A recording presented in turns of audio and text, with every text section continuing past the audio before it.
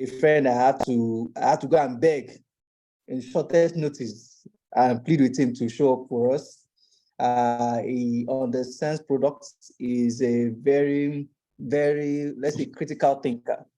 He's a think tank and a multiple degree holder, including Harvard degree. So I welcome Mr. Seun Akinfolarin to please, you are before we is Tonya here? Yes, Larry, I'm here. Hey, good evening. How are you? Good evening. Can you just give us an opening prayer so that we can just kick off and okay. And so, our Heavenly Father, we thank you for today. Thank you for your mercies, for their new every morning. Thank you for the ability to gather, and share insights on this topic. We're grateful to you, Lord, because we know that this session is going to be insightful. We ask that you help us receive and that you give not just our facilitator of the utterance, but also help him remember all that he has prepared today, and that this session goes as planned, and that we also get insights from it. In Jesus' most precious name we pray. Amen. So, Mr. Seun, please, you have the floor, sir. Thank you so much for honoring our invitation.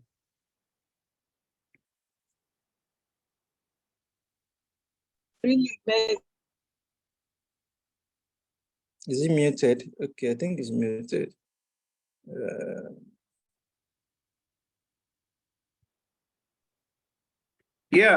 Thank you very much for inviting me. Larry is just. I hope we didn't disturb your church. You didn't disturb my what? Your church service now. This is almost 11 or so.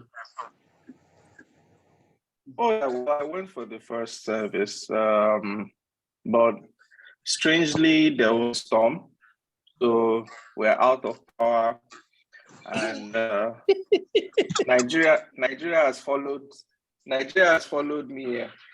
But one thing that you'd appreciate with Nigeria is everybody just panics when these things happen.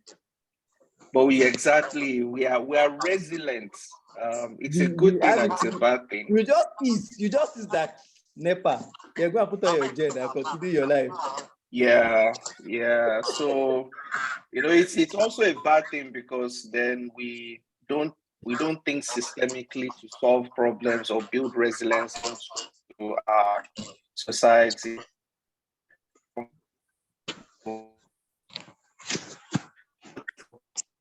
Into this honor to build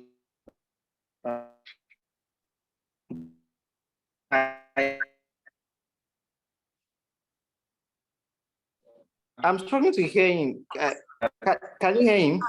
Okay. Mr. Seun? Can you hear me? It's better now. Better now. I'm using it's bad though. I'll use the phone directly. 1 second. Okay. I'm using the headphones. I think the network. Is it better now? Yeah, it's better now. Okay. So, I really appreciate being with you guys because I was a beneficiary of this kind of meeting earlier on when I was starting out.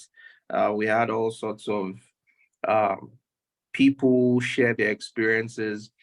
And this is one of the most important moments in your career as an entrepreneur. It is coming up with an idea that immediately you have the tools to test its viability. One thing I must mention is that, one, don't believe that people have a tendency nowadays to say that ideas are cheap. It is a lie. Good ideas are still very rare. And you will see it from, and good ideas when people say ideas are cheap, it is because everybody can have a stroke of genius and come up with something.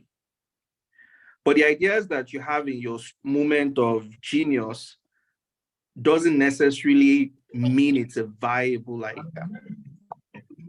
So how do you get on the journey to find out the viability of your idea?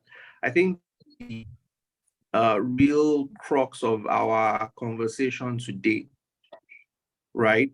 I am delighted because in Nigeria, we have a herd mentality that young entrepreneurs need to break out from.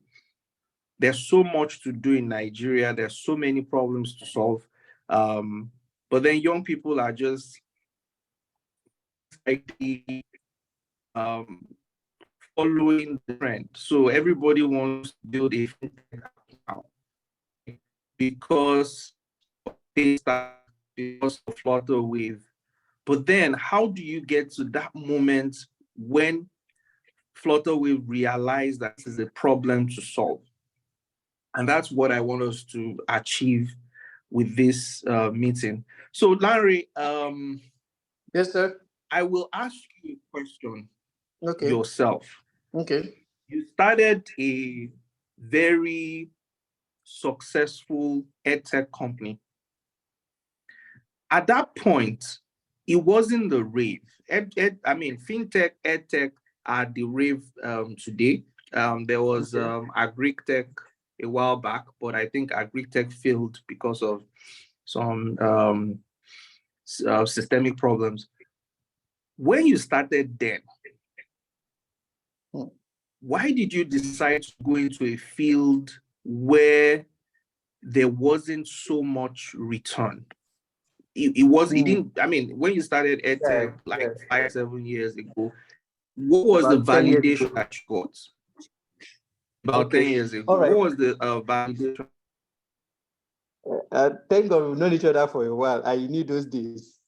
Okay, so the idea is that so first I was working in a company where I was like a chief engineer, right, or building backend, and it was a media company building websites.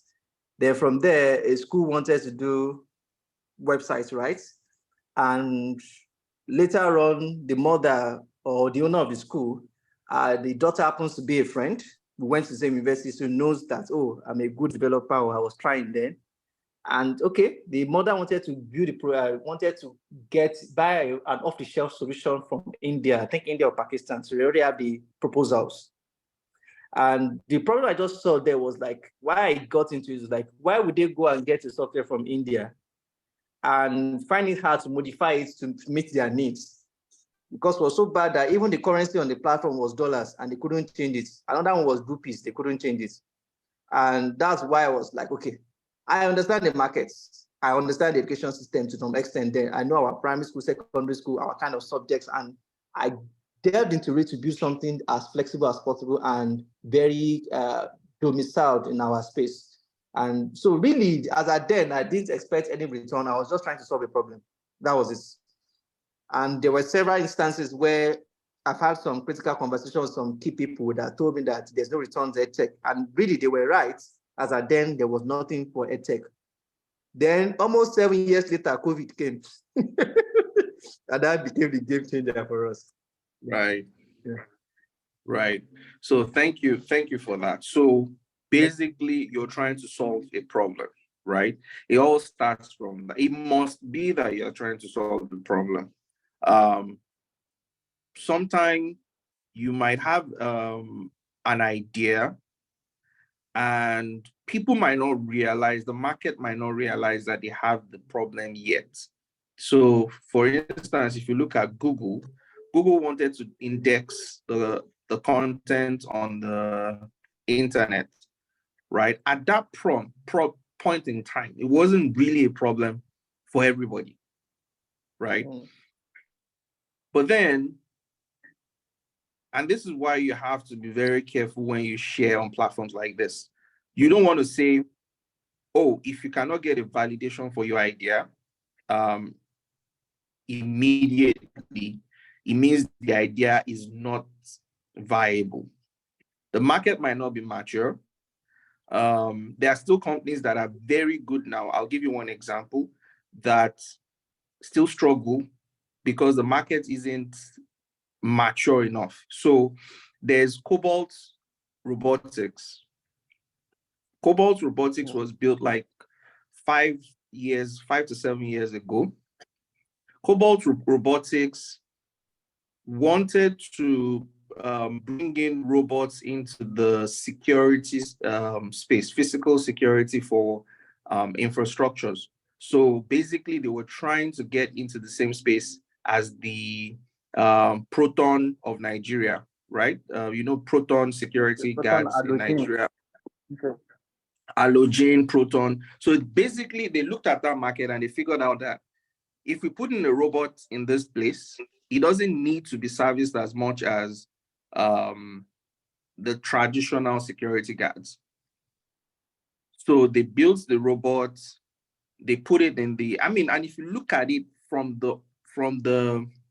if you look at it, it's a good idea. Robots are more efficient. Robots can capture more data. Robots don't need to take a break or sleep off on duty. And they raised a lot of money behind this. But then, even though the idea was good, the business model to execute the idea was a challenge to them. So for years, they struggled with the business model. And the reason why I'm raising this is an idea can be sound, but the idea might not find a very suitable business model. So the first thing we said is you might have an idea and the time might not be right. Like Google initially, the market didn't even know they needed Google. You might not have an idea, and then you might not find the right business model to execute on your idea. I can bet that Cobalt Robotics will still be successful in the future, even though they struggle now. They haven't found the best business model for market entry, but it doesn't mean that it's not a very good idea. Right. So at your point of ideation, the things you have to consider just basically the feedback from the market. What does the market tell you about the viability of your idea? There are two ways to know. One, if the idea is good, and you put an MVP in the market, a minimum viable product. A minimum viable product is the least product you can build to elicit feedback from the market. So if you put that out there, you will be able to measure demand. If you measure demand and you measure the willingness for people to back the demand with cash, then it tells you that your idea is viable to some extent. The other thing is you might also get investor feedback. So you might put the product in the market, and then the feedback might not be great, but investors might back you, right? So the example of Cobalt fits into the latter. Cobalt did not get a very great market feedback, but then investors from very rigorous analysis will know that very good products. So they would invest their cash in it. So if people invest in your idea, then it is also very good feedback. But then I am speaking too much. I want this to be as interesting and as exciting as possible. So what I want us to do is, if anybody wants to volunteer, even though there's no NDA here, but then if anybody wants to volunteer, we can try to workshop an idea, right? To see how to test for its viability and how to how to determine without a market response if the idea will be viable. So anybody just open your mic. Let's make this as conversational as possible. Okay. Before you go further, sir, I have a question. You mentioned backed by cash. Yeah. That cash can validate an idea. So are you referring to more of okay, Shay, just 1 second. Are you referring to more of the investors' cash or customers' cash? No, And investors' cash. In our markets, we've seen several startups in several industries, especially one recently in health tech that also crashed. They raised several billions of dollars from investors. So are you saying that, okay, the idea was viable or maybe it just didn't become viable anymore? Or because it's the investor, the silver bullet? That's what I'm trying to say. The fact that investors are pushing so much funds into a startup or into an idea, is that a 100% guarantee that the idea is the next best thing after sliced bread? Yeah. So if people want to put their cash in an idea, okay, it's a good test for the viability of an idea. Yes. Okay. The market response is also a very good test of that. But the other parts that we'll not talk about at all is execution. People can fail when executing on an idea. But we're just going to keep this conversation to just the idea itself. The idea phase. Okay. All right. Thanks for that. Yeah. Shay, please, you have the floor.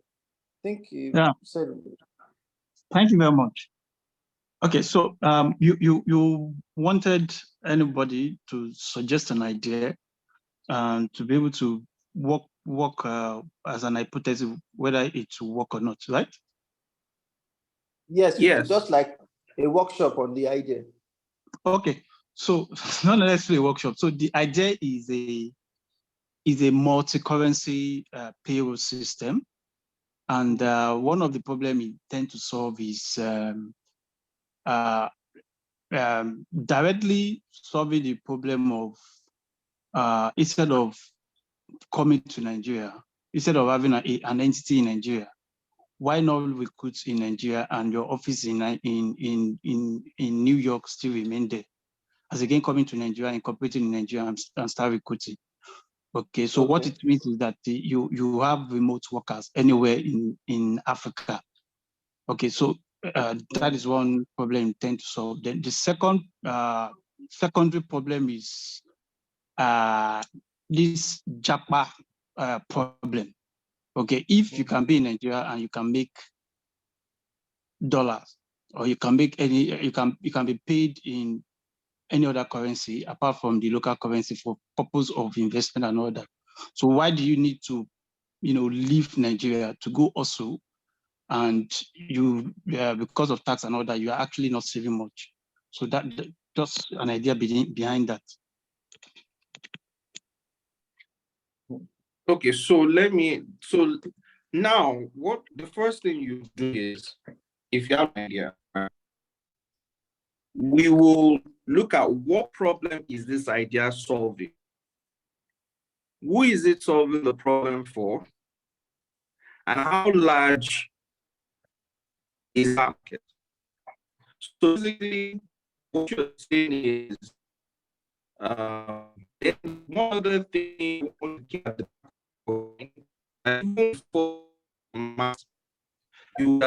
struggling with your audio, Mr. Shu. Or is it my internet? Hello, can you hear him? Can you hear me? Shay, can you hear me? You're breaking. You're breaking. It's better now. Oh, yeah. Okay.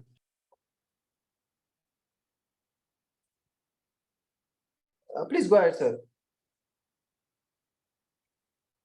Go ahead. You know what I'm going to do? Let me switch off my video. Do you guys mind? Okay, to have better bandwidth. Yeah. Okay, so thank you for the idea that you mentioned, right? So the first thing is you will do your DEX research, right? Just go in, look at all the various solutions out there that solves this problem that you see, right? So we'll assume that you have done your DEX research and there's no solutions out there that solves the problem. So we park that aside. Then the second thing is, what problem are you really trying to solve? You, from what you described, that makes it easy to execute payments from a payroll platform across various countries. So that means it's multi-currency. Somebody can sit down in New York, click pay, and all the salaries are paid, right? That is a viable problem. So good. Then you now try to do, you now ask yourself, how big is this market?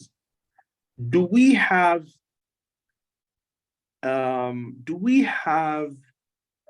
companies that need to execute? Do we have 1 million companies across the world that need to execute over $1 million in multi-currency settlements for staff salaries? So what you're saying is the market big enough for me to bother with this idea? And how would you know this, right? I think the first thing is, in this kind of idea, you don't want to spend any money at all. So you want to find people that manage payroll online, go on LinkedIn, find the biggest companies.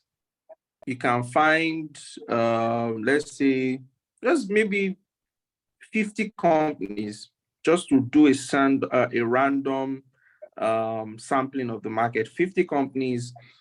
You can say, and of course, this one is, I will say it with my tongue in cheek. It is a trick that we use. Oh, I'm a student from XYZ University. I'm working on this final year project. I'm trying to understand the multi-currency salary settlement needs for companies across the world. And I know that you're an international company. I want to know if you have this problem and how you have solved this problem. So you give them a survey, right? And then you also ask 1 or 2 people, well, not 1 or 2 people, at least 5 people, if you can have an interview with them to understand the problem. So by the time you finish this exercise, you will have a clear understanding of the need that these people have.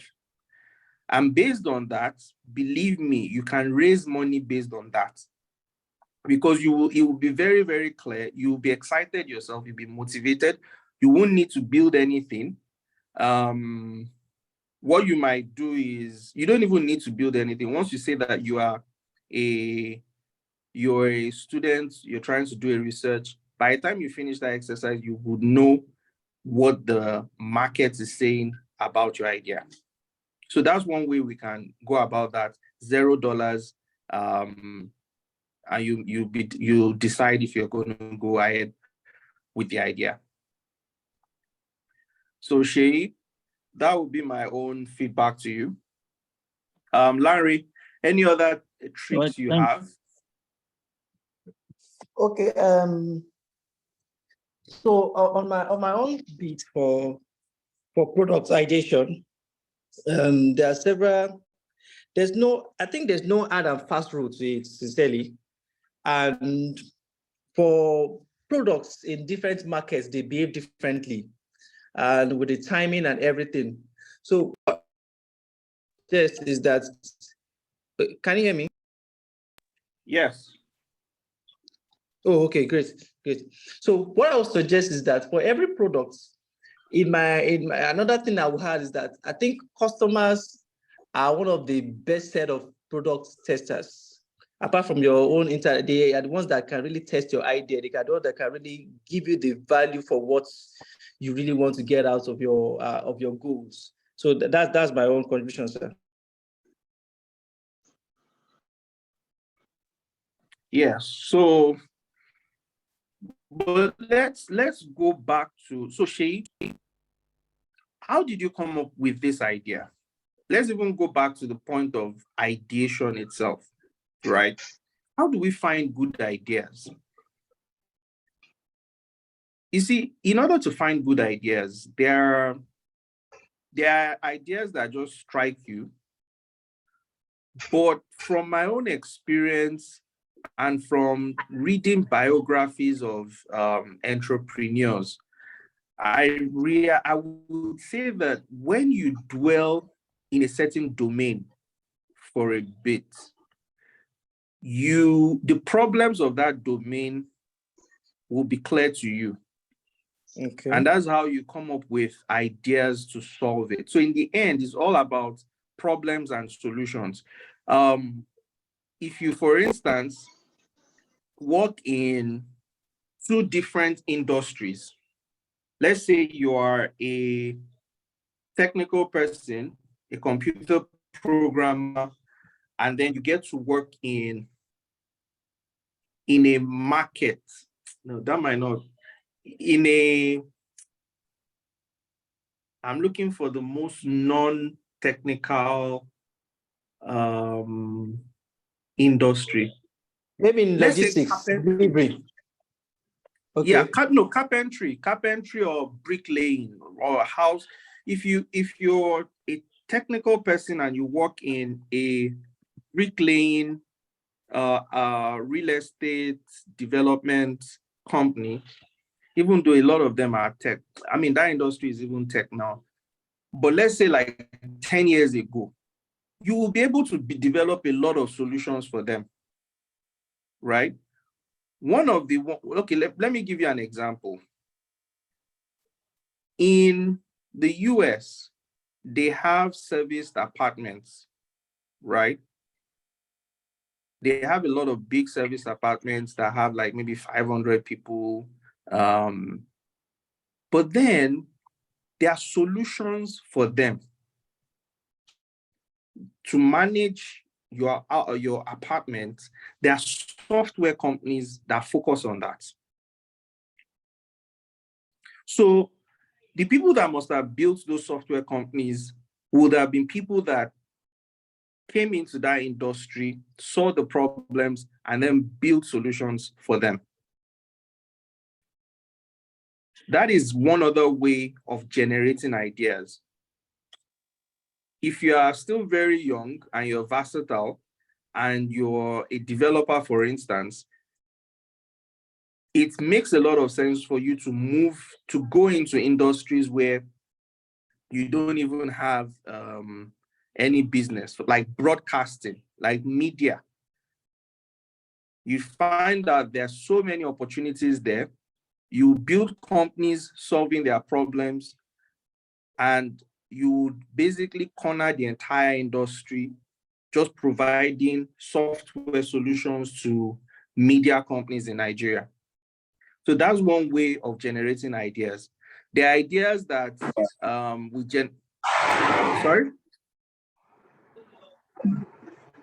the ideas that we generate because we're also living in the problem domain, right? If you're a Nigerian, you will have ideas for solving the traffic problem, right? If you're a Nigerian, you also have an idea of solving maybe part of the educational problem as well, because if you're a Nigerian student, you've gone through things, you want to solve those problems. So that's another way of generating ideas. But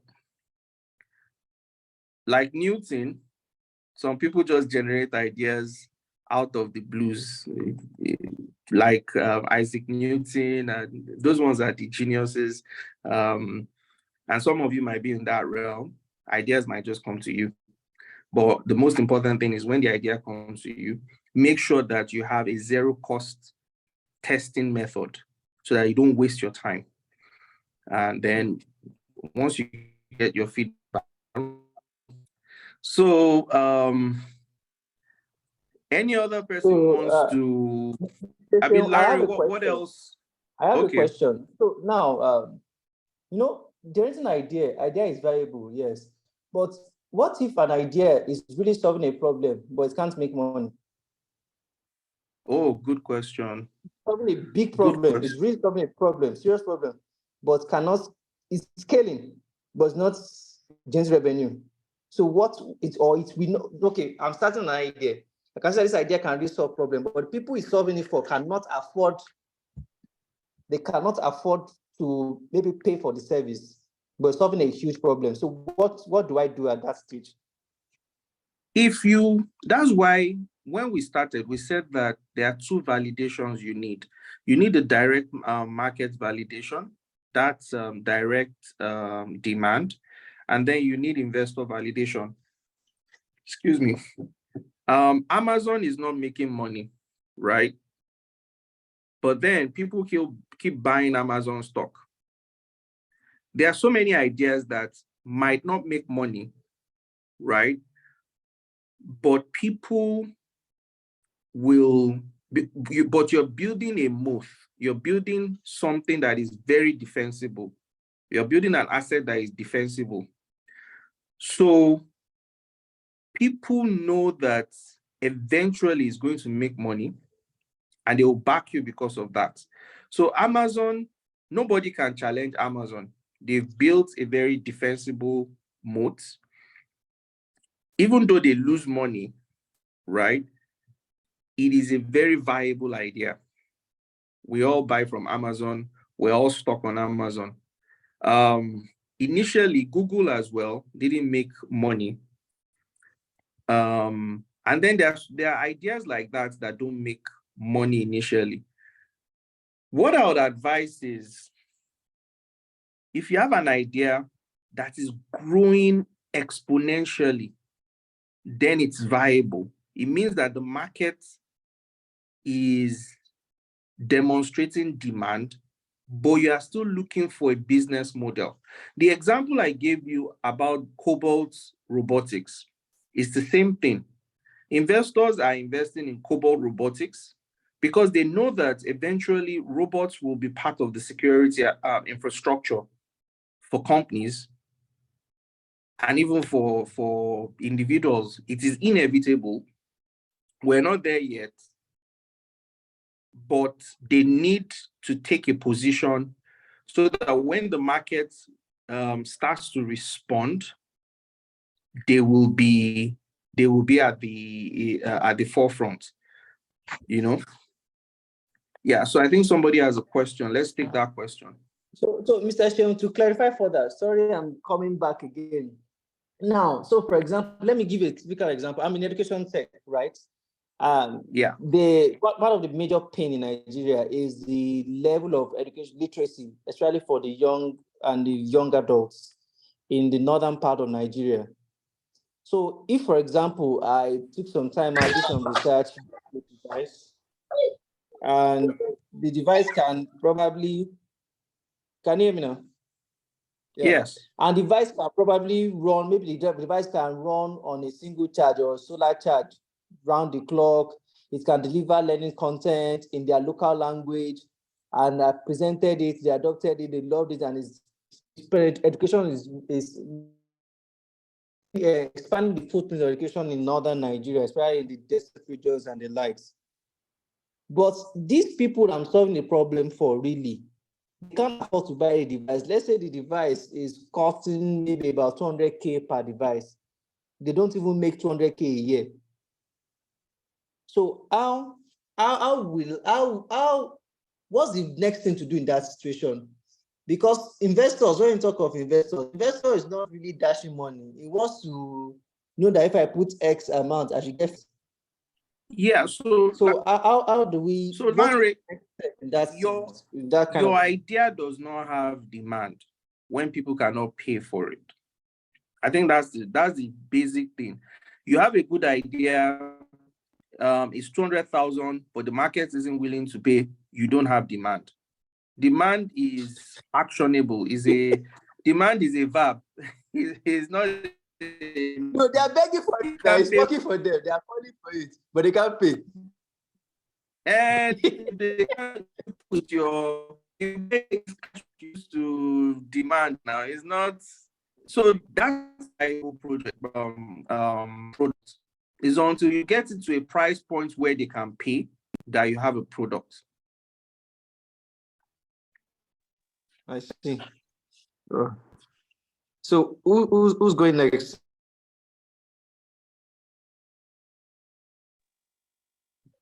Yeah, somebody's hand is up. Okay. Yeah, Michael, you have the floor. Good evening, everyone. Yeah, Michael. It's not actually a problem. It's not actually a problem, but I just thought of what you just said. I just thought to like chip in or ask something. What if we're looking at for that problem? What if we're looking at the consumer? How do I put it? The market, the market. It doesn't have to be like the market sponsoring the problem. Take, for example, the government. So there are like dialysis machine now is a big need in the health sector. But you have the government buying them. The government, we the masses are the users. You get the masses are users of many of the stuff in the hospital. But it's the government that are the one buying them. Well, if instead of taking it directly to the market, taking it up to the market, it's something like the government is the one sponsoring the idea, so they can be available to the people that can't afford them. Okay, like government and social impact, CSRs. Exactly. Well, like so Michael, like what happened in Surulere, I know Kadamila bought some tablets for public school students in Surulere. So yeah, the students are the ones that need it. You get the masses, the students are the ones that need, but it's government intervention coming here. So Michael, there are two things that you raised. One is government can be a consumer, a customer, right? But you have to ask yourself, what is the market size of government? What is the annual demand for government? Is the demand growing? You understand? So by the time you answer those questions, you will know if you have a product, the government will be the customer, but then the market will grow every year. The number of deliveries you're going to make will grow every year because government has this growing demand, right? Or else it's just a contract. It's just one-off thing. You can't build a business around it. You can't get investors excited around it because you can't predict the future demand. You can't make any projections on future demand. So basically, it will make money for you, which is good, but it's not sustainable. It's not a business. There are many people that do that, but there's also a flip side. Let me now give you a very, very, because you know these things, you have to be very careful. There are contradictions to the rule. In the US, we have defense contractors. Boeing, Lockheed Martin, and some small companies are defense contractors. The US government does not manufacture its weapons, but you know that the US government spends $800 billion every year on arms, right? So if you want to start a drone company, for instance, let's say you analyze the war in Ukraine and you realize that, man, the future of warfare is going to be drone, right? And you want to build, and you have this brilliant technology from MIT that is better than anything Iran is doing or anything Ukraine is doing. Wonderful technology, you've tested it.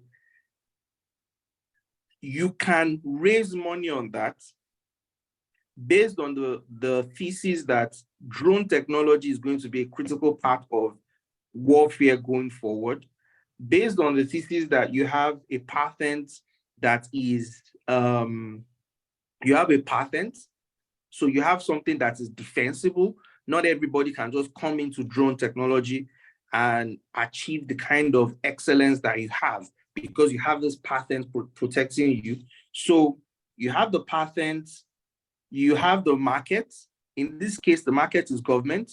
In this case, the government is spending 800 billion. In this case, for you to be profitable, you just need $10 billion in sale, or maybe $5 billion in sales every year. And you know that you can get that from the US government because nobody makes drones as good as you. So you see that this is different from the case of Nigeria and dialysis machine, where the demand is not necessarily growing.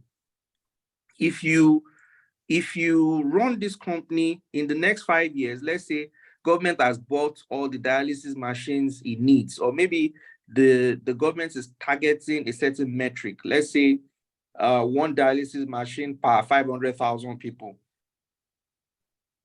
And you know that in 5 years, if you keep producing at the rate you're producing, you're going to meet that target. So it means that after government meets the target of 500,000 Nigerians to one dialysis machine, then your company will not have any demand. The contrary is the US government, they are spending, it is a policy for them to spend on defense. So it is not going to stop. They will just keep stockpiling arms forever. So that means the markets will keep growing.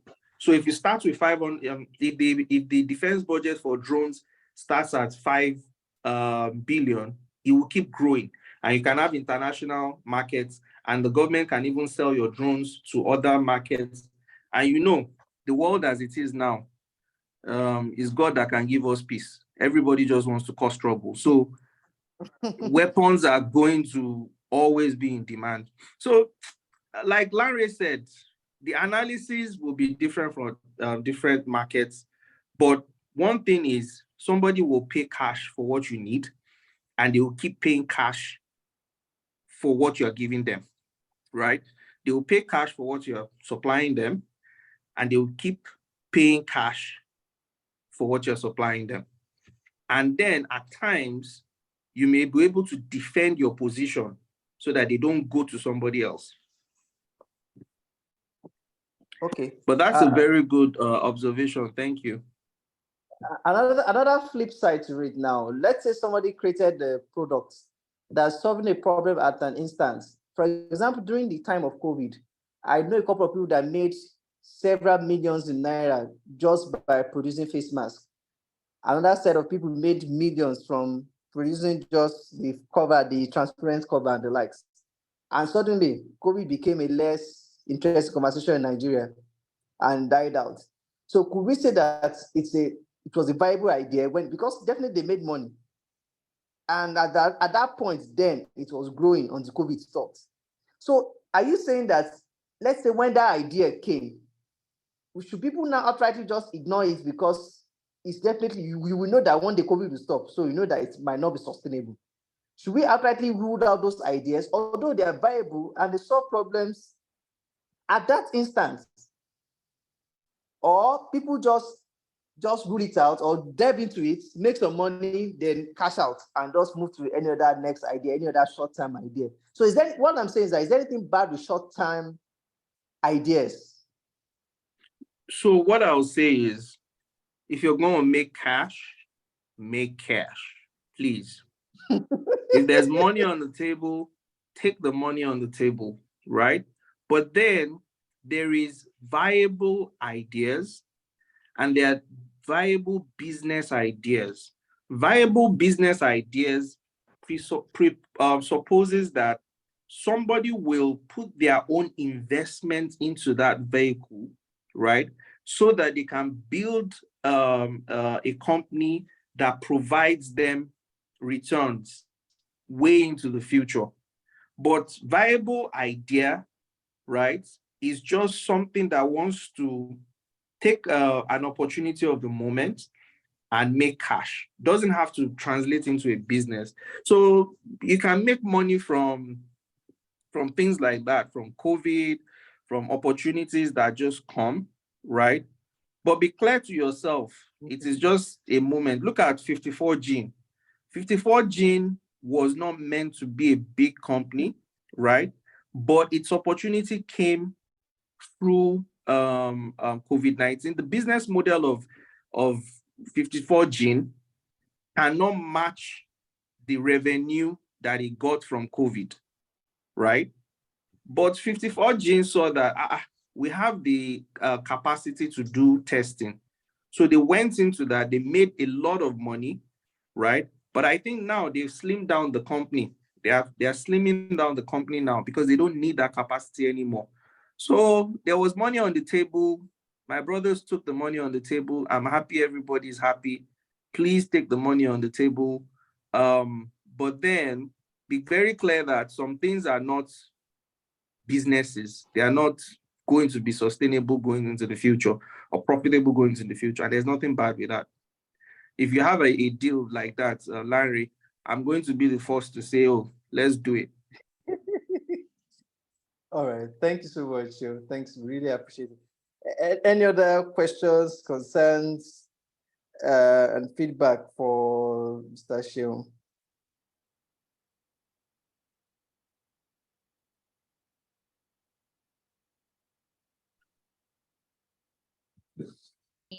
Any questions or like, okay.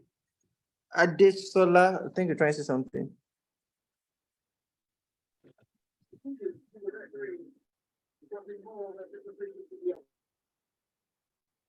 Okay, so now my next question is this.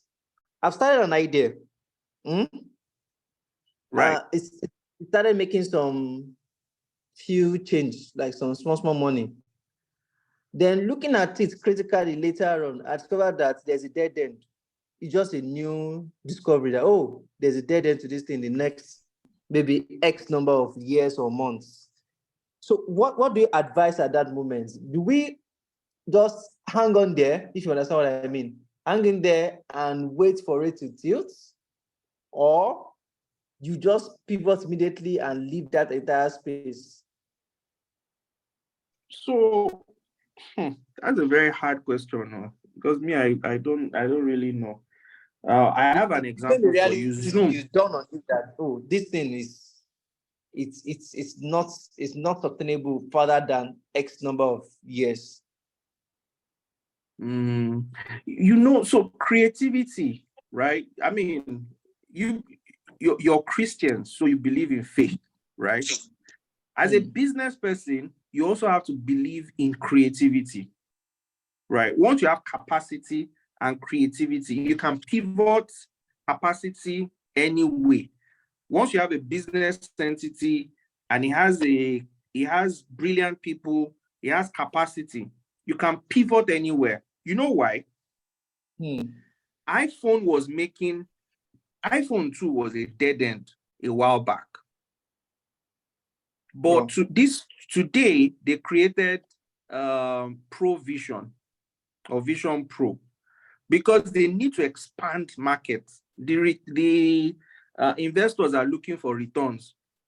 The market for iPhones is mature. So what you're saying happens in every business. You are going to get some maturation. Initially, you're going to have a steep hockey curve. Then you're going to get to maturation. Then you're going to get to decline. So as a business, you have to keep innovating, right? You have to believe in creativity for you to find opportunities that you can pivot to. It is inevitable in every business, no matter how good your business is. That's why Facebook was running up and down during the metaverse. They already have maturation, right? But they need the next big thing. So you don't need to shut down if you have capacity, because the brilliant people that are in your company will be able to pivot your capacity to generate more value somewhere else. So you don't really need to shut down a business. Okay. So it should be a gradual steer in the different direction. Yes. All right. So my like, so please, if anybody has a question, you can raise your hand. I have a lot of questions I jotted down here. It's quite tough getting this man like this, so I need to ask all the questions. Okay. But so Larry, now, I'm a bit my own thing. What would have made me happy today is if people on this call can get to see the opportunities. I do some investing, and I get a lot of young opportunities in what? Nigerians in the space, in the Nigerian space, right? So when I receive pitches from young Nigerians, right, and it's always the same thing. People wanting to do virtual law firm, you know. We are not a litigious society. We don't do too much legal things really in Nigeria. We're not litigious, but everybody, because of the success of the virtual, I think there have been some online law firms or online legal services. So people come up with such ideas. We get a lot of fintech, right? We get a lot of fintech ideas. We get a lot of payment-based solutions. But then Nigeria is sweet. Let me give you an idea. Right? I discovered that Whole Foods supplies the mom and pop shops in Boston. I just found out that even though Whole Foods is a big company and is an Amazon company, they have a network of small companies that they supply things to. So the mom and pop shops that are around the Whole Foods are able to get supplies at wholesale from them, right? And you can imagine what that does to the market size. So is it possible that we find a way to unify all the Aboki stores in Nigeria, in Lagos, so that you extend credit to them, you extend a supply chain to them, you extend services to them, right? And that, what happens is, instead of you having one big Jumia, you will have the platform on all those onboarding those small kiosks into and delivering things to them. Yeah, you know. So they don't have to go to the market to buy the biscuits, to buy the drinks. They don't have to. And what you have to now do is you will build a banking product to back that up, right? So once they have an account with a microfinance bank, the microfinance bank will extend credit to you. Based on that credit you supply, they will pay you back. As they pay you back, you pay back the loan. You just find a system that makes them included in the entire economy, right? Because right now, these guys are just based on cash. They can't expand their capacity. You don't even measure the amount of demand. You don't know how many times that people will go to their kiosk and ask for milk and they don't have it. You don't have that data. What if you had the data and you know that, okay, the Aboki on my street, this is the amount of demand for milk, this is the amount of demand for, you get that data. Or you can even get them as credit lines from the OEMs, I say OEMs, not electronics, from the producers. And help them, because you are standing as a whole body for them, and help them to repatriate funds back for the goods sold, with the credit facility. Exactly, that's work. So Larry, the reason why I'm raising this is I live in the US. There's nothing happening here, Larry. There's no, if you do business here, A you lot are of things looking at have peaked, 5%. and that's why the US market is looking into Africa now. A lot of innovations are at their peak already there. And Yes. Africa is like the next frontier where the next big things will come out from. Because Yeah. they've seen and they've expanded and they've stretched their markets already. So there's nothing new that can be so interesting or intriguing to them anymore there. Yeah. So I know that young people, maybe one thing that I have to tell you is you can have an idea. You don't need to have all the capacity to execute the idea. Let's say you want to do credit line to Abokis, right? Okay. And you have the technology for it. Let's say you are able to get, maybe you belong to their society or community or something. You can penetrate their community, you meet their leaders, and they subscribe to what you are offering, and you get 1,000 of them.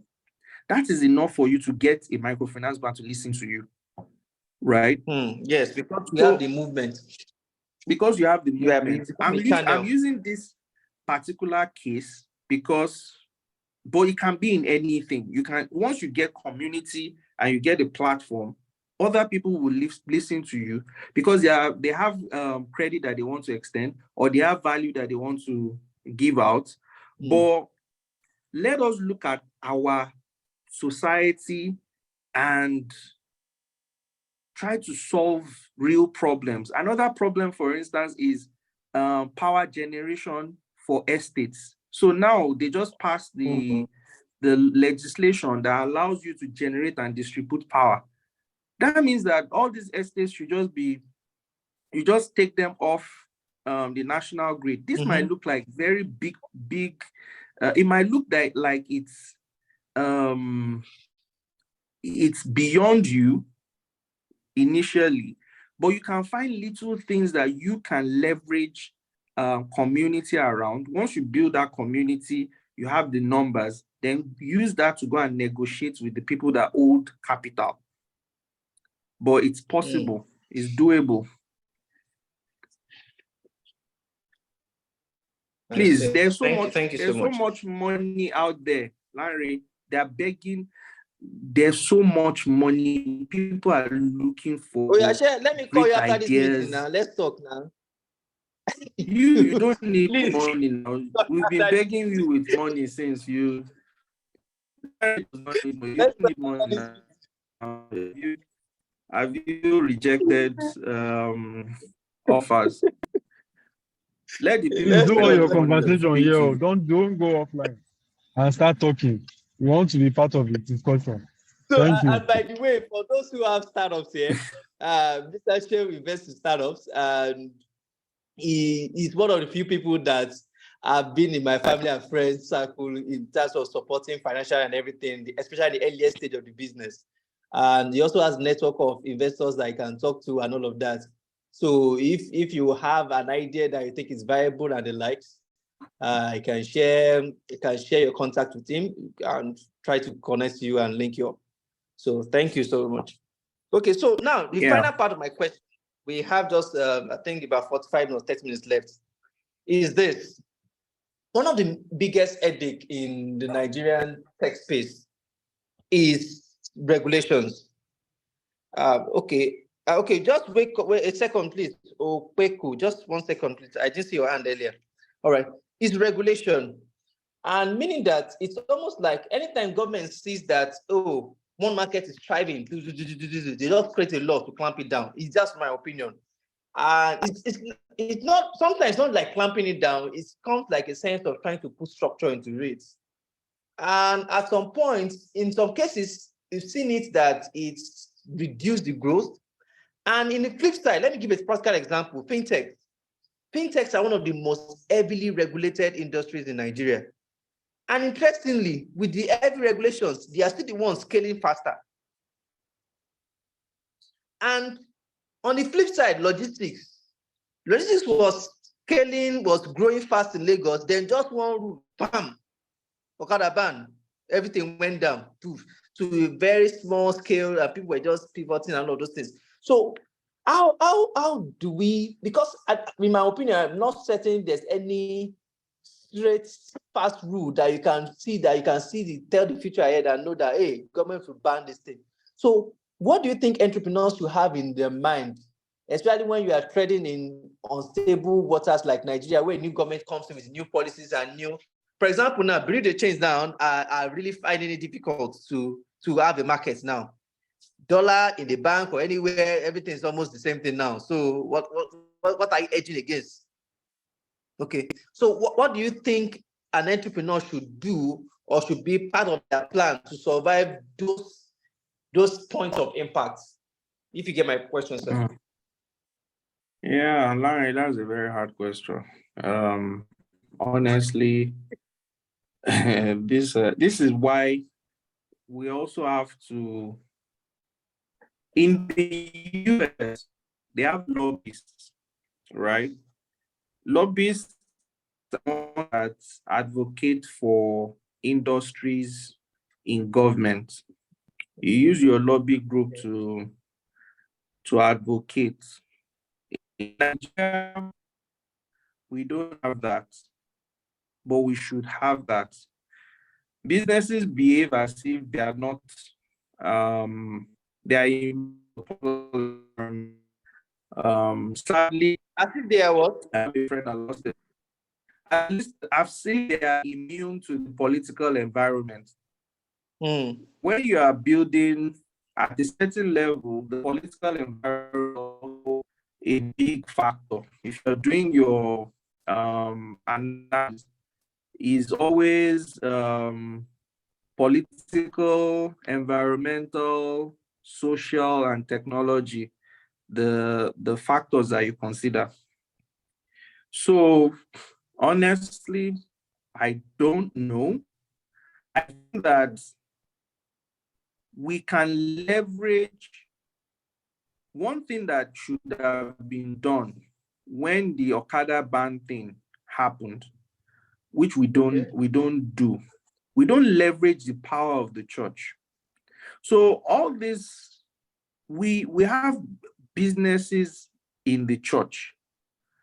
We can also leverage religious power to combat the excesses of political power, because that's the only thing we have. So, for instance, when they did the Okada ban,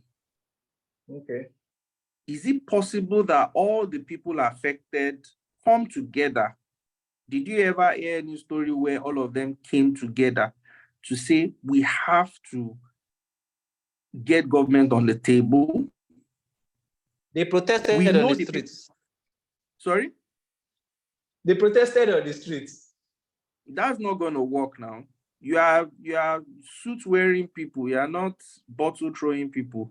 So you have to know what your leverage is, right? So you get like, maybe you go and talk to your pastor. This is what is happening. I want you to advocate for us. Let your pastor say no first. Then you know that, okay, maybe we can't, well, I'm sure that if you get Tunde Bakari, if you don't even know, they don't care about it. So you make them care and you make them come together. They will bring government to the table. Government must listen. If you tell me that you bring Pastor Koju, Tunde Bakari, all these people come together and say, look, this policy that maybe you get some imams too to say, look, this policy that you have created is really detrimental. This is the proposal that we have, right? They might not even be the ones to do the negotiation, but you are leveraging their own power, because they know that the next election, if they do not listen, there's evidence that that they did not listen to the people, right? Just that. And the reason why I told you, Ella, it's difficult, honestly, it's difficult In Nigeria, we don't have any straightforward mechanisms for it. I know that in the US, Facebook is lobbying, Amazon is lobbying, everybody is lobbying. So we could just pray and fast and hope for prophetic direction. Also, we have to. It was really difficult. I don't want you to think about it when you are starting a business. I know that I don't want you to think about that, because if you think about it, you will not be able to start. You would All right. It's difficult. I don't know. Larry, is a very hard problem. So someone raised his hand. I can't see him again. I can, but okay, Michael Izzy, please unmute and you have the floor. Okay, my question is about getting the right people to work with. I think that has been my biggest burden in startup, because there's so many ideas, so many like one of them is I was trying to leverage this AFTCA stuff on how businesses can, instead of having just the Nigerian market, like the Nigerian population or Nigeria population as their market, you can leverage, like, go international and have this made in Nigeria worldwide brand, and then maybe I leverage from transaction, maybe have someone that builds stuff. For, I'm a tech person, by the way, but having people, maybe team outside tech, again, because my team is not going to only consist of people that will build the platform, that is the tech guys. I will need to have maybe a business consultant and maybe any other person outside. I don't even know, how do I raise a team? That's my biggest. A team. Raise a team. Yeah, like that's so wrong with the idea. I tried running. There was a business where I ran. The team wasn't with my partner. Both of us were we didn't have knowledge on some issues. So the business kind of folded up. We didn't know what to do when we hit there was a crossroad where we hit. So it was later, after we shut down and everything, we stopped operation, and then we went for, it was a branding agency, and then went for this branding meetup. And we saw that key guys, the key orders and the big guys in the industry. And when we told them what made our business, they're like, no, you guys were doing very well. These all would have 1, 2, 3 things would have done and would have scaled that. In short, we handled it better till we got to that point, but we didn't know what else to do again. So both team mentorship and every other thing. So Mr. Seun, should I take a shot at this first, or you will go first? Yeah, sure. Okay, so I say something often that a business is not the idea, it's not the brand, it's not the products, it's not the services, it's not the building. A business, in my opinion, is the people. So let me give an example. If, for example, the people are very good, you get the best set of people, and you have a bad product. Good people will sell bad products and sell it in a good way.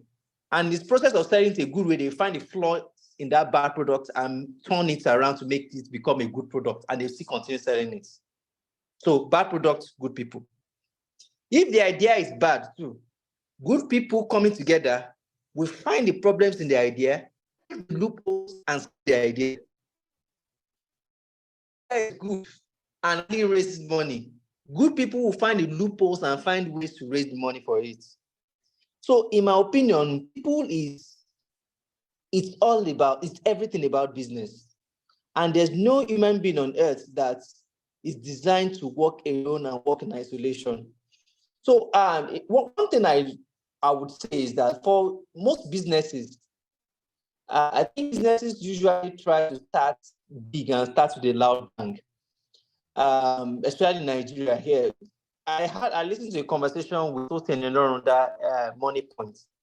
If you look at all the top big tech businesses in Nigeria, talk to him, talk to GB, talk to Tosin, Shola, Paystack, every one of them. Look at even Google and everyone. Look at every one of them critically. Their first set of people were not really hired people. Like I went to the street and I hired. They were people that were already in their circle that they were sure had the capacity to pull whatever they wanted to pull.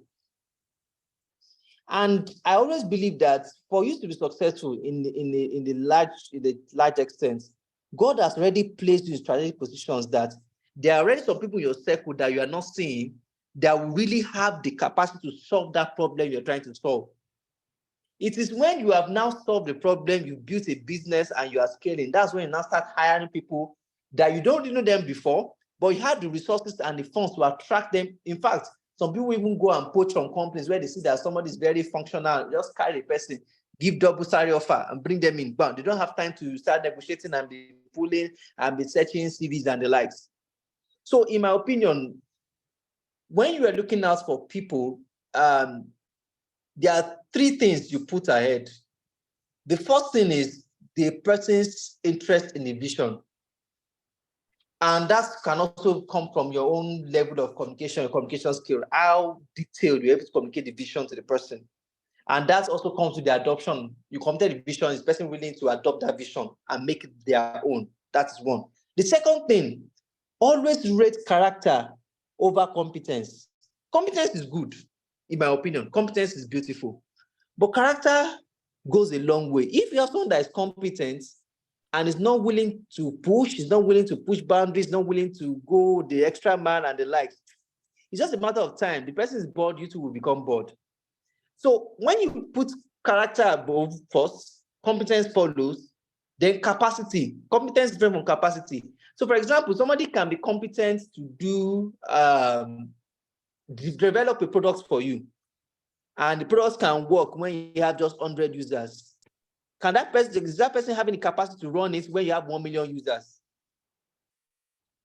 So, in my opinion, once you have those things in place, and always let's remember the God factor, because sometimes you can have people that were nice to you, you went to school together, then you come to business and see another side of them when money comes to the matter. So there's also the God factor. So when those things are in place and you already know the character of the people, the competence of the people around you, start from the people in your network, start from the people around you. There's a high chance that you will have a successful business going through that route than just going to the job market and hiring people to start your initial startup, especially when you've raised funds. There's a higher chance of you going through that route. So Mr. Seun, please, yield to you. Oh yeah, so you really touched on it. I will say that can two work together lest they are agreed, right? That's the first scripture. One thing you have to know as Christians is, please don't think that you are building, that you can build apart from Christian truths, right? And two work together except they are in agreement. That is scripture. Like Larry was saying, it's not about getting competent people from the from Jobberman or any other platform. You must be sure that they are aligned to that vision. And how do you know they are aligned to the vision? If you read their CV, you will know. What have they spent their time on? You just know. By the time you look at all those things, you definitely will know that this is my person. They spend so much time on this problem. The other thing is my own personal rema regarding building is that except the Lord build a house, they labor in vain that build, right? So believe me, the covenant I have with God regarding building anything is, God, you are the CEO, me, I am a staff. All these people might see me as CEO, You are the CEO, right? And by the time you have that faith, by the time you dwell so much on that scripture and it becomes truth to you, you will have faith that you will meet somebody that is passionate. So this thing that we're talking about finding the right people, you will always find the right people because God is building for you, right? So because finding the right people is almost divine. And once you have the right person, you can go to bed. You know, you are sure that, and honestly, it's almost divine. Some people try to, even HR companies that spend thousands of dollars, in the end, they hire wrong people, you know. Look, I'll give you the example of Microsoft. Steve Ballmer was the wrong CEO for Microsoft. Microsoft would have died if Satya did not become the CEO. After Bill Gates, it was still Ballmer, right? Was it still the co-founder of Microsoft, right? But then the person that actually saved Microsoft was Satya. So the right people is critical for the success of a startup, for a business, but finding the right people is almost divine.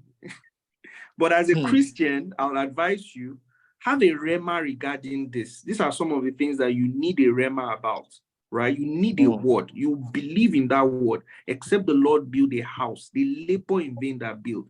Oluwa, I mean, because this is how I pray my own. Oluwa, I will not waste my time.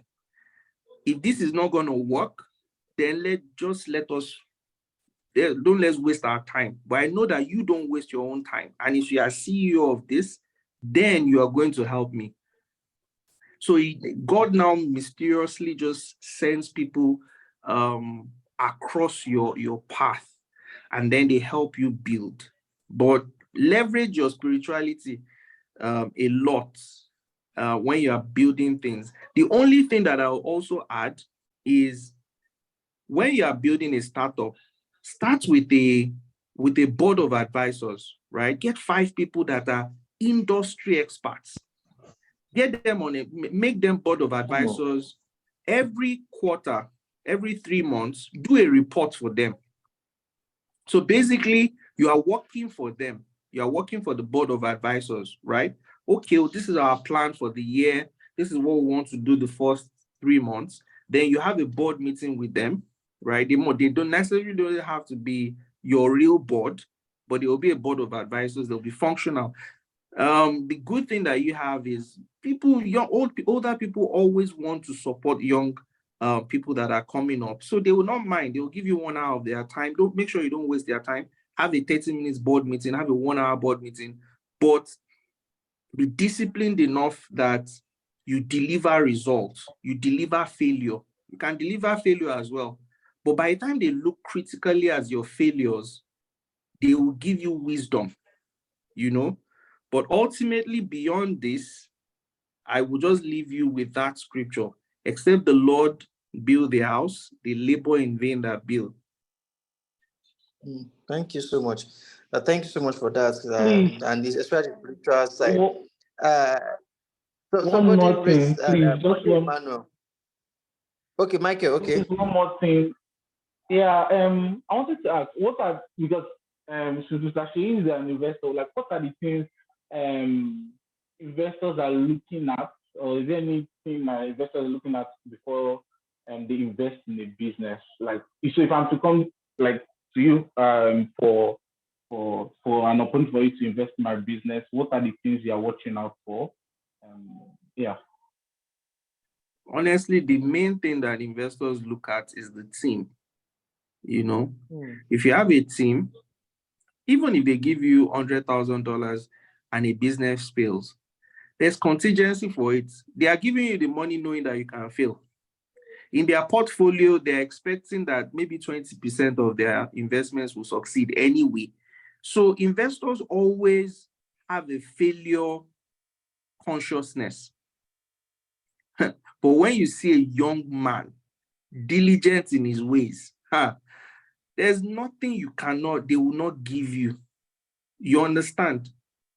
You are dealing, if you want to do security now, right?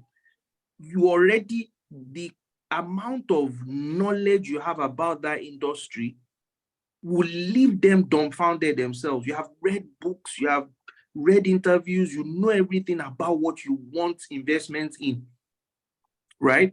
So when you're speaking about it, you're speaking authoritatively. We're not even talking about business now. We're just saying you and your team are passionate about the subject enough to do so much research that when you're speaking with people, you have knowledge, you have facts, you have statistics, you have data, you have everything driving your idea, right? So the personality itself that is asking for the money is well suited to run the organization. Then they will now look at the feasibility of the idea. So if you are going to meet an investor, right, and then you have some traction, you've built an MVP and they've paid some money for it. People have paid money, or people have pre-ordered the product. They know that, okay, this guy is sound, but then people already want what he's trying to offer. The only thing that is stopping him from this vision is money. They'll give you the money, right? But you have to just make sure that you do everything on your own path to gain the knowledge you need and to demonstrate that the product is feasible. At times, it doesn't mean that you need to, it might be a landing page. You create a landing page, and if the idea is very good, you package it well, you can get people to subscribe, or people to be on a wait list. Based on that wait list, you can get an angel investor to give you some money. And then the final advice I'll give is, I don't want us to be driven by hunger, right? At times, in Nigeria, we always laugh at Oyinbos when they say that they do things that they are passionate about. They're passionate about this, they're passionate about that.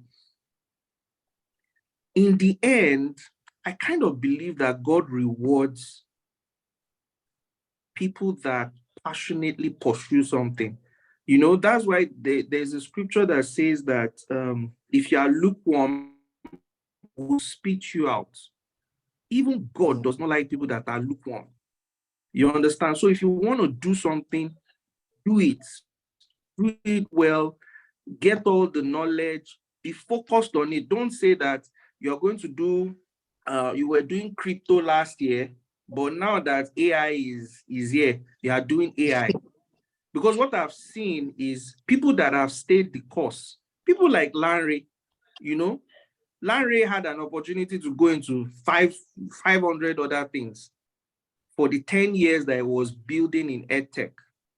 But then he was passionate about this. He stood there, right? I mean, Larry has been my friend. I could sell my house and give Larry because I knew that Larry was going to succeed.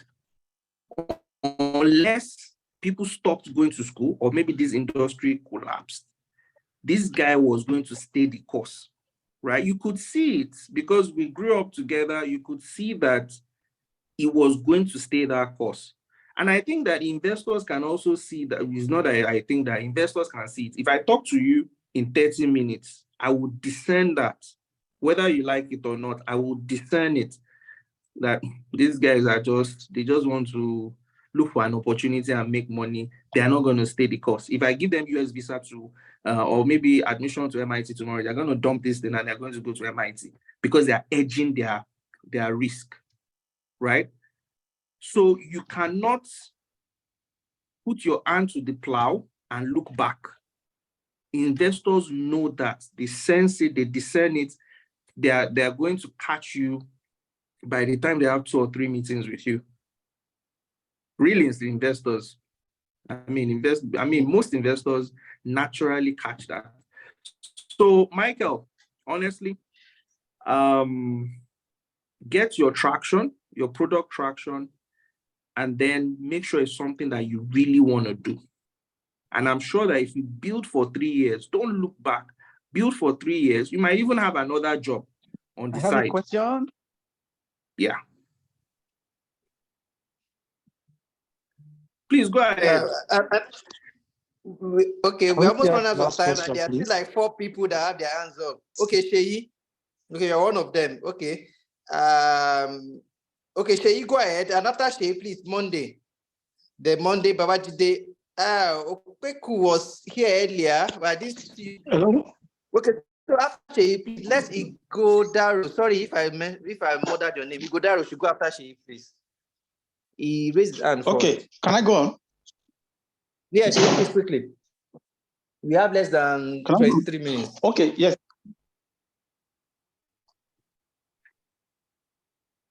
Yeah, you have the floor, Sheyi. Okay, if you can hear just one question, then so if you are technical, hello,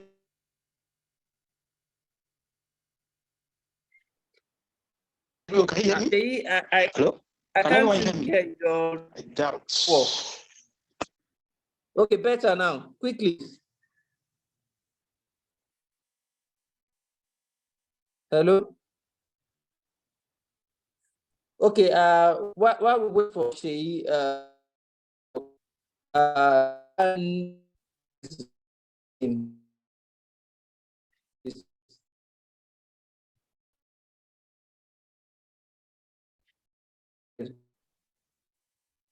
Yeah, somebody else can go. I think it's breaking now.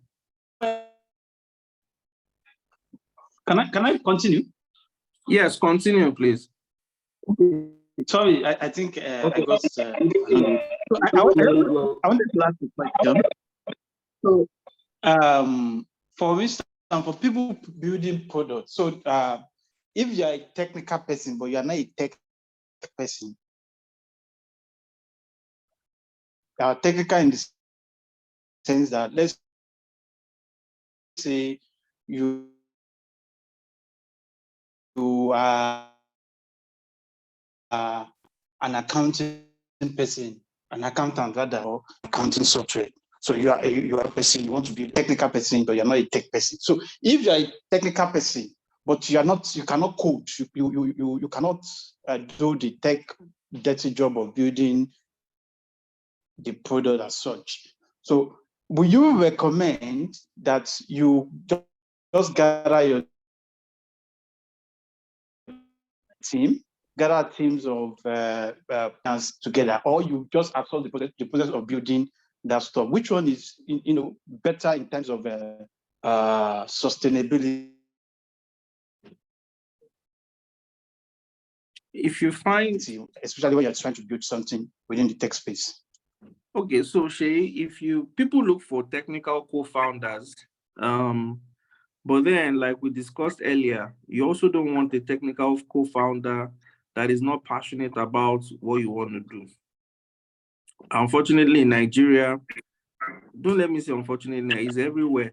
People might see your idea and they might be enamored by your idea, but then because they are not passionate, they might not be the right fit for you. Because they are not, they might not even be people that you can work with. So be very careful to just bring people on board, because at times it might just be a waste of time. They might even draw you back in the end. Be very careful with forming a team. If you find somebody that is suitable for you, then fine. Or else you can just build your minimum viable products, pay somebody to build it, and then you keep running with that, and you pay for technical work. The thing about starting up is you might not really need so much technical work when you are just trying to validate the idea. But once you have the idea validated, you have some money, then you can bring in other people to help you scale. It is scaling that requires a lot of technical capital. But initially, you can just survive validating it with the resources you have. Okay, next person. Okay, Babajide is next. Good evening. Yeah, so I want to ask a question. If, for example, you want to share your idea with like an investor, how do you go about it in the sense that, okay, in the sense that you don't want people stealing your idea? Like if you share an idea with someone, what are like the guards you have to put so that someone else does not steal your idea, especially if the person is financially buoyant and maybe you cannot like fight with the person or something, the person takes it or stuff like that. That's like my question. Thank you. It's a very dicey one. Reasonable investors don't steal ideas. They'll rather work with you because they don't even have the time to execute the ideas. But I've seen situations where banks in Nigeria just act like, they just act like children. Yeah, it's Very happened to me common. before. So there's a big bank in Nigeria. I proposed to them that we should build, this was like 20 years ago, that we should build like an academy for them, right? Leveraging the manpower. They went around the world, they got the best people around the world. I told them, look, let's build a school, right? Out of this and spin it off. I'll run the school. It will just be, we're talking online school, like 20 years ago. You can imagine what that school will be now. But then they stole the idea and made a mess of it. And now the idea is they don't have any school. They don't have any assets. This thing was supposed to be an asset. So in the end, if somebody steals your idea, they cannot execute your idea because your idea is really in your head. It's not what you write on paper. You can describe it, but they won't know the There will details. be some missing parts. Something will still be missing. A lot will be missing. When Moses wanted to build the ark, you see that God gave him specific details. You cannot build, when Noah wanted to build the ark, and when Moses wanted to build the temple, the ark, right? When Moses wanted to build the ark, it is very divine. Your idea is your idea. They will steal it and they will destroy it, but you will continue. They will help you validate the idea in the market. You will now be the second mover that would eventually take the glory. So don't worry too much about people stealing your idea. Don't let that be an hindrance. What you can do is you can get them to sign an NDA, but a lot of investors will not also want to sign an NDA. I won't want to sign an NDA because probably the idea you have, I have it. But serious investors will not steal your idea. They will rather that you build it and they support you. So to add to it, even if they have the same idea in their head and they see that you are passionate about it, they rather fund you to go and run it because they have several other things on their table. Yeah. And most of them don't have the time, the age, and the strength to chase those things. Okay. Thank you. Noted. All right. Monday Manuel, please. So, sorry, I was off earlier. I don't know if you got my question. Please. Actually, what was the question? Okay, so I was saying that if you have, if you are not a techie person, but you're a technical person, that is, you understand your industry very well, but you don't know how to code and all that, and you want to build a team to help you for the product launching and all that. Will you rather advise that you come up with engineers and all and product manager and the rest of that to do it, or you outsource that product development to an engineering company or a technology company? It depends on the complexity of, Larry, this is Larry's bread and butter, it depends on the complexity. If you are building something that is highly technical, let's say you want to build a software for maybe in geology, maybe in oil drilling, and it's going to be very technical, then you might need to build a team. You might not be able to have the capital to build it. But the best is for you to don't be in a haste to build a team. That's the only caution I'll give you. because a lot of startups die because of the team, the wrong team. So you also have that risk of losing the whole business because you got the wrong people. Don't be in a haste. I would prefer, if it's not too technically sophisticated, for you to just build an MVP with your own capital and then come up with a work plan for testing it in the market. Okay, to add to that, what I would say is this, Mr. Seun, you can correct me in case if I'm out of line in my response. I don't think it is okay for a first-time entrepreneur to want to start something technical and want to go too deep. So let me give an example. Let's say you're coming to entrepreneurship first, and your idea is that you want to deploy new type of ATM machines. It is highly technical, highly capital intensive. Why not start from something simple, maybe Android smart POS terminals? Understand the financial markets, understand the banking system, the banking industry, and like grow capacity, grow funds, and later pivot into that dream you wanted to, that was really your dream that you wanted to go for, which is the ATM machines. So if you are doing this in a lower scale and you're starting with that simple idea, you don't even have to go all the way in and start coding and all of that. Like what you said, your MVP shouldn't really cost you much. So if it's something that you can pull together little resources, get a sample demo and start testing the markets. As you start testing the market, start getting more resources. From there, you can probably hire a company to do your first, especially, like I said, it's not very technical. Because when you have something that is very technical, you hire a company to do it, and later on your market is dictating some changes, and you're now at their mercy, you are begging them, they are telling you they are busy, they have projects on their desk. That I've seen that kill a lot of startups on arrival, even some that were already scaling at some point, because the engineering team was not in-house, it was outsourced, and it was heavy tech. It killed the startup. So in that case, I would just suggest that step one, do something that you can do on yourself that is very free to even start immediate testing of the market. Because I used to say that most of the ideas we have now can be tested with WhatsApp or Google Form. You can even test most apps that we are using now can just be done that way. Then second stage, even when you have some little funds, find a good company that you can outsource to that can get it done quickly for you to have the next stage of the testing before you now consider coming up with a team. So that's what I would suggest. So if funding, makes some sense. Yeah, if funding is really not the problem when you start, when funding is really not the problem. So one of the problems with startups is funding.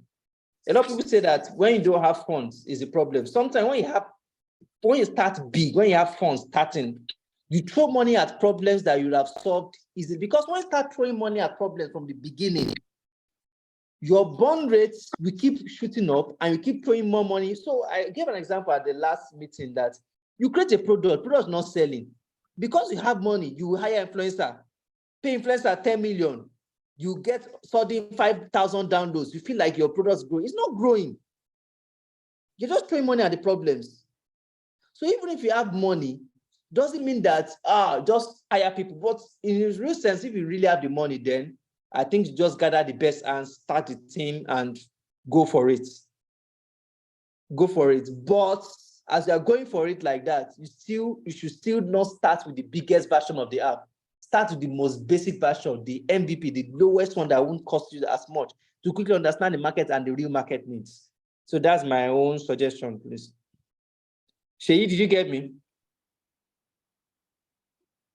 Yeah, I get it. Maybe I should have, if you don't mind, can I say something a bit practical? Okay. Okay, so let's say I'm an accountant, for instance. Like I know everything in accounting. Okay, I practically have a lot of years of experience in accounting, but I discover a problem. Okay, in that sector, just like you said, you need to dwell in certain place to understand a problem in that environment. So you have that. But I'm just a technical person. I know accounting. I don't know how to code. I don't know anything about coding, but I know that this problem can be solved with engineers, or this problem can be solved with technology. So now the question now is, if because I'm an accountant, I've worked for some times, and with the little manual that I'm using, I'm already generating some money. Not necessarily like you have big money as such, but to a reasonable extent, you have something that is giving you income, but you just want to automate your current state. Okay.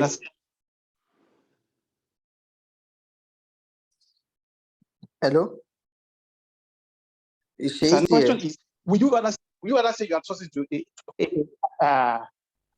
the development of the app? Would you rather say you outsource it to this engineering company or all these tech companies to have it built, or gather a team, recruit for a team and other, which of course you typically don't know much of the technical aspect of it? Yes, so that is actually the question. Okay. I don't know if let me give you a practical response to that, your practical question. What I would say is this: you are not trying to become a software company, really. In my own opinion, I don't see any need for you to immediately have a tech team in-house.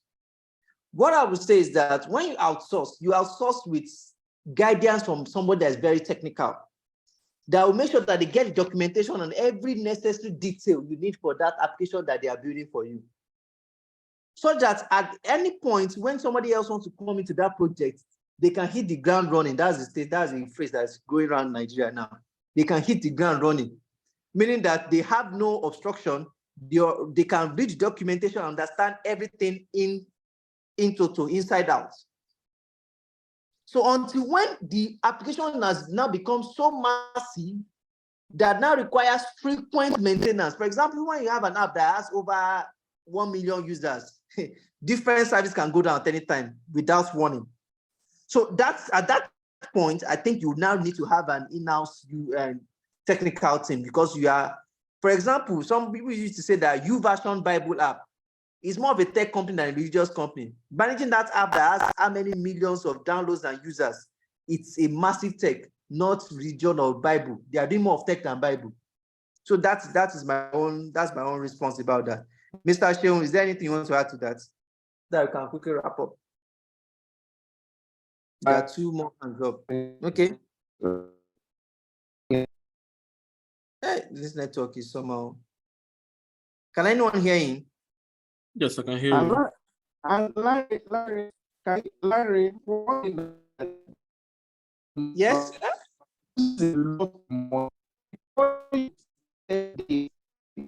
You deliver anything, right? Things will go, you still be doing, and then keep compounding. Is very, things are really expensive. Please. And then you spend time delivering the product itself. So please think twice before you put a team behind an idea. And because that will come with some other extra costs. Okay, so Daro, please have the floor. Yeah. Good evening, everyone. Good evening, Mr. Larry. Good evening, Mr. Oluwaseun. So my question to you is this: if your application has so many use cases, you even mentioned one, Mr. Oluwaseun, one of my use cases for my own application. You mentioned one when you were talking. Which customer do you target first? Like you mentioned media. My application also can be used in media too. So I also suggest to start with the biggest markets. You quickly get your feedback faster then. Yes, because I've been trying to get, especially radio stations, I've been trying to get since it's kind of hectic. Mr. Larry, you were even talking to me in the last class. It's me, Steven. Oh, you're a very different name here. Yeah. We're supposed to have a meeting during the week, right? Yeah, I've been sending you a message since, like on Wednesday. Which time is comfortable for you since, but you have not replied me since up to now. Sorry. Promise. It's promise there. Promise. Yes, I'm here, sir. Oh, please, I need your help. Please, during the week, let's find a way to schedule a virtual meeting or something. Okay, sir. Thank you so much. So, like, my application can be used in so many use cases, as in like so many use cases. Like you said, I should target the big one. So, for instance, radio stations can use my application, and it has something that YouTube Switch does not have that can even So increase what their I'm saying now, when efficiency. I say the big one, I'm not talking about just big one in terms of the finance. I'm talking big one in terms of customer base. So Okay. that you quickly Yeah. have your sampling faster. When I say big one, it's not like people that will give you big money. For example, when you want to test a product, one market has 10 customers for you, another market has 5 for you, another one has 2 for you. It's better you go to the 10 market customers so that at least, worst case, by the time you pitch to the 10 of them, 2 of them are willing to quickly try it and you quickly get your feedback. Then when Yes, you sir. start getting your feedback and you start iterating, they can expand to the other markets. But if you Yes. start from that smallest market that has just 2 persons, so it means it's either of them that will test it for you. And if both of them are too busy or you start chasing them, you spend more time getting stuck, trying to get them to validate your idea. Yes, sir. So that's what I mean. So not like, because sometimes those 2 people might even have more money. Okay. Yes, sir. So that's my, I hope I'm right. Maybe you have a different perspective, please. Yeah. Target the big markets that you need to pay, and you get, and it also statistically, if you target a big market and the response is low, it means the demand is for your product. So you can make a conclusion on how you want to pivot. Yes, that's true. That's true. Okay, I think all the hands are down now, and I hope we had a good session.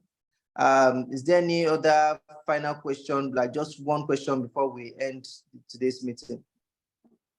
Yeah, I left my email in the chat. If you Okay. have further questions, you can always reach out to me. Thank you so much, Ogasha.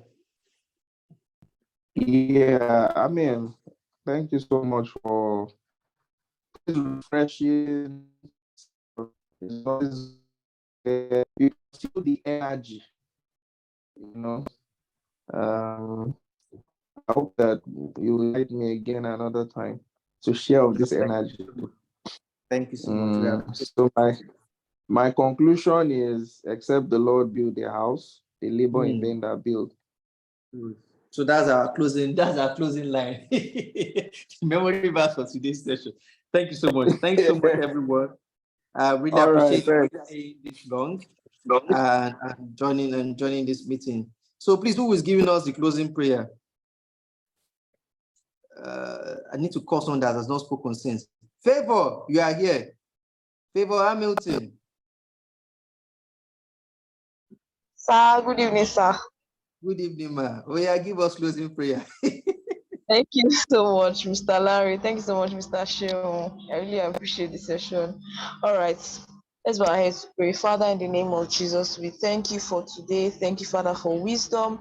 Thank you, Father, for guiding us. Thank you, Father, for light that has come by the words that you have shared through your servants. Thank you, Father, because you've indeed assured us that you are the one who built the house. Thank you because the ideas that you have given unto us, they are built in Jesus' name. Father, we ask, oh God, that even as we go in our week, this week we record great testimonies, and we come again next week, Sunday, with testimonies. In Jesus' name we have prayed. Amen. Thanks so much, everybody. Until we see in our next class, we might have a class in between the week. We'll confirm that and relate in the WhatsApp group. Thanks so much, everybody. We hope you were able to benefit something from today's session. Do have a lovely week ahead, and God bless you all. Thank you very much. Thank you. Thank you, Sas.